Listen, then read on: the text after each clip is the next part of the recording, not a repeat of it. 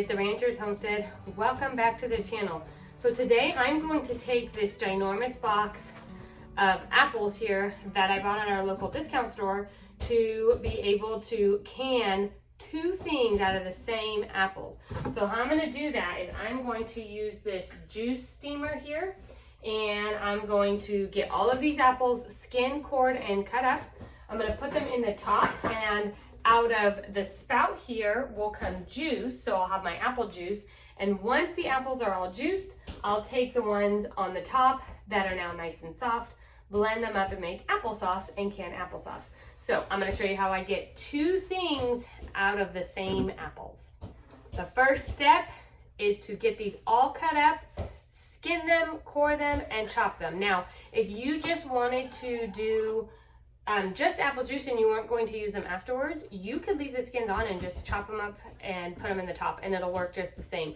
But since I want to make applesauce out of them as well, I am going to do the hard work of skinning them and coring them so that I have a nice smooth applesauce. If you like chunky applesauce, you can also leave the skin on, so that is up to you. We like smooth applesauce, so I'm going to skin them. So let's get these apples chopped up.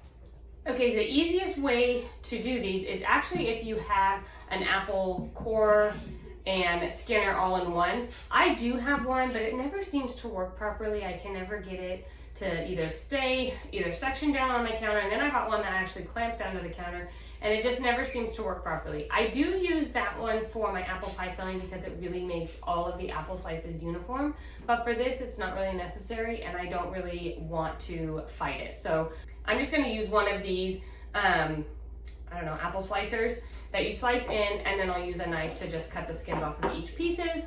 This bowl over here will be all my discard that can either go to the chickens or you can use them to make apple cider vinegar. So actually these apples can make 3 different things. And then in this bowl, I just have water with about 1/4 cup of lemon juice. So my water is about halfway up the bowl. And that's just to put your apples in to prevent them from browning. So here we go.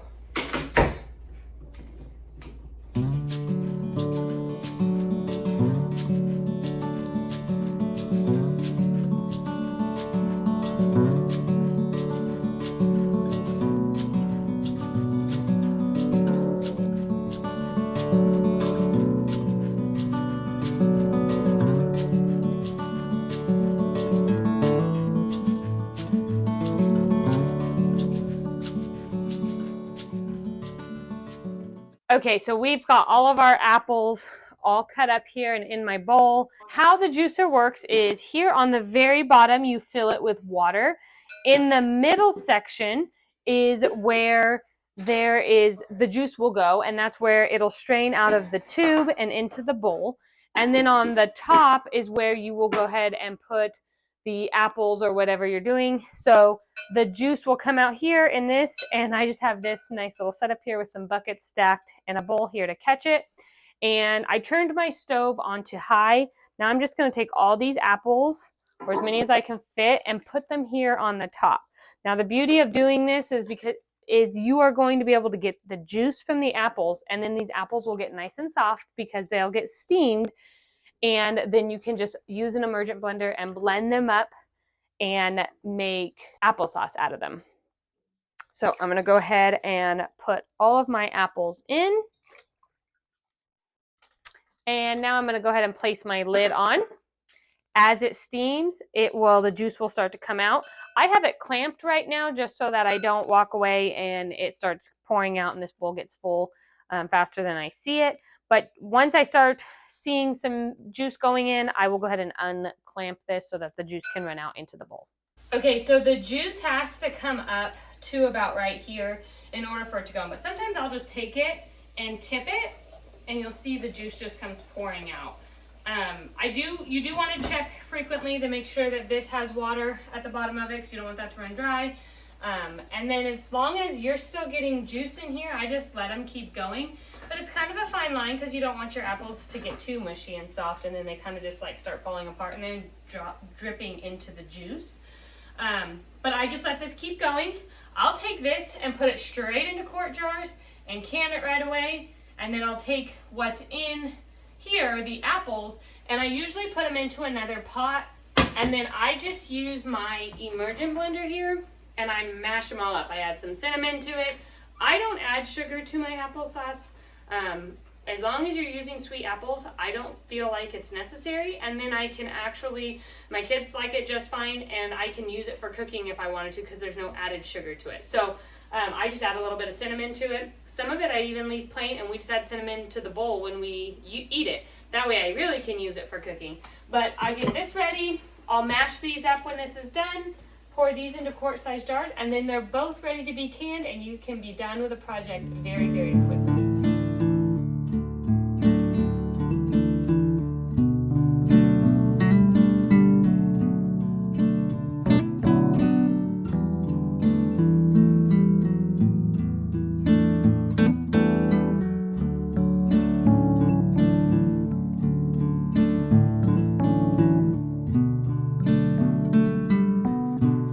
So I'm not sure if I mentioned this before, but I did 12 pounds of those apples. So we have other things going on today, so I knew I wasn't going to be able to do all of the apples. So I did 12 pounds of them, and I have blended it up and have my applesauce here. I just have my stove on low right now and keeping that nice and warm because you want to make sure that your applesauce goes into your jars warm. I got 1 quart of apple juice here out of it. I still have a whole half a box left to do. So what I'm gonna do with the apple juice is I'm gonna go ahead and put it in my refrigerator and keep it there until I do the rest of the apples so that I can just can the apple juice all at the same time. I'm gonna get the rest of the apples done tomorrow. But if you were to go ahead and can these, you would fill your jars to 1/4 of an inch of headspace, and then you can water bath can them, and you would process them for 10 minutes, making sure to adjust for your elevation. So find an elevation chart online and see where you fall in your elevation, and then go ahead and adjust that time for that. So if I were to can these, I would wipe the rims, cap them, and then I would stick them in my water bath canner, making sure the jar was completely submerged with water, and then process them for 10 minutes, adjusting for your elevation. Here in Missouri, that means I would add 5 minutes, and I would process mine for 15 minutes. So instead, I'm gonna stick this in the fridge until I get the rest of them done. It just doesn't make sense to go through the process for just 1 jar. Now, for the applesauce, I have 4 quart-sized jars staying warm here in my canner. I'm actually gonna crank that up a little bit. I'm gonna go ahead and add in 4 tablespoons of lemon juice. This is strictly for the canning process. And then if you wanted to add sugar at this point, this is when you would add the sugar to your applesauce. Like I said, these apples are sweet apples. I never add sugar to mine, but you're welcome to do that if you'd like to. For this recipe, for 12 pounds of apples, you would go ahead and add 3 cups of sugar. Again, it's optional. I don't add it. Okay, now we're gonna go ahead and fill all of our jars.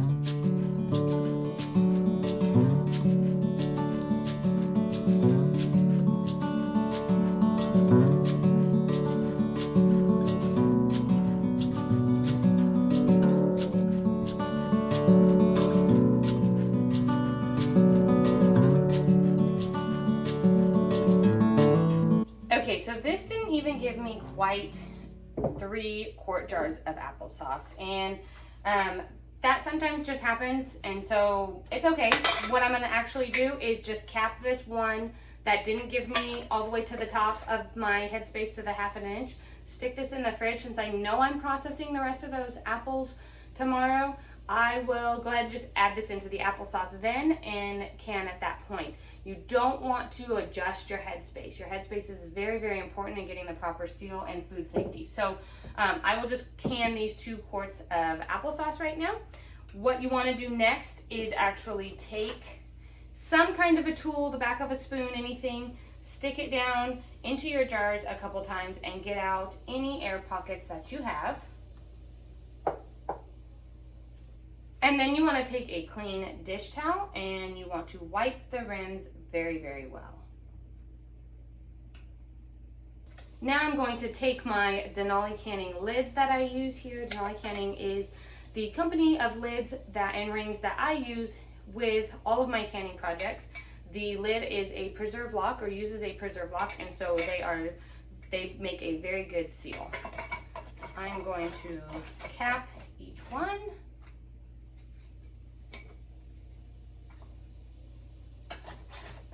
And then we'll get these into the canner. You want to make sure that your lids are screwed on fingertip tight, and that just means that as soon as you hit resistance, you go ahead and stop. You don't really want to crank your jars down. That's when you start to get bowing in your lids, and then you won't get a proper seal. Okay, so now I'm going to go ahead and put all of my jars into the canner. And my jars are not completely submerged. So when you are canning, water bath canning, you want to make sure that your jars are completely submerged in water, with about a 1 inch of water over the tops of the jars.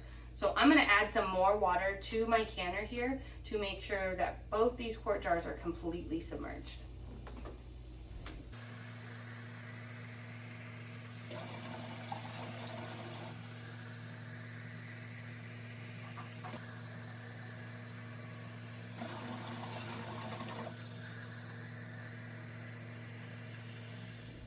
Now that my jars are completely submerged, I'm going to go ahead and stick my lid on.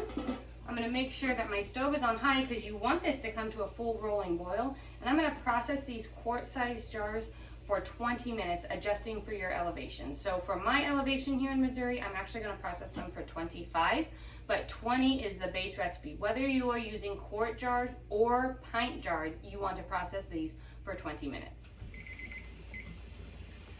Okay, the timer has gone off, and now I'm going to go ahead and just turn my stovetop off and undo the lid here.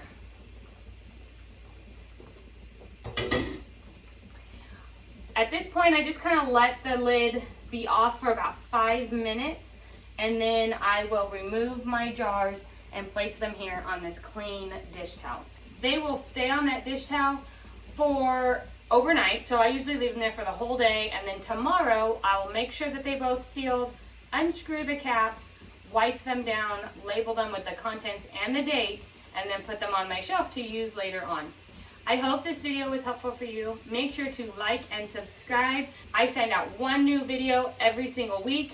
Jump on over to the blog, the link is in the description, and put in your email address. Join our email community. I send out 2 emails a week over there with recipes, farm life, ranching, all of the things.